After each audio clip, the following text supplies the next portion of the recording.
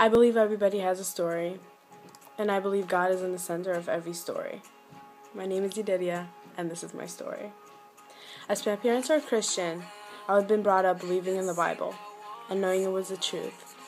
However, coming into high school, I saw my friends living a very different life than I did. Most of them partied, drank, and did drugs. I would often find myself being attracted by their way of life. I started looking for happiness in relationships and alcohol, like most people around me. I started drinking and smoking weed, and I soon realized what I found in those things wasn't happiness, but depression. I felt like I lost control of my life, and I felt lonely. I thought maybe if I went out and drank and partied with my friends, I wouldn't feel lonely anymore. Despite my secret sin, I was in church every Sunday morning.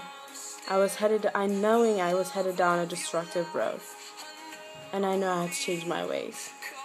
Sitting in church, the pastor read a Bible verse that changed my life. Isaiah 41:10. So do not fear, for I am with you. Do not be dismayed, for I am your God. I will strengthen you and help you. I will uphold you with my righteous hand. That's when I knew God was the only thing that could fill my lonely heart. Nothing in this world satisfied me except God. So that's when I turned to God for everything. And I just gave Him my life.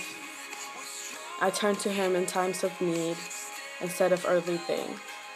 A Bible that has meant a lot to my life is Colossians 3:2. Set your minds on things above, not on earthly things. God created us to know Him and love Him.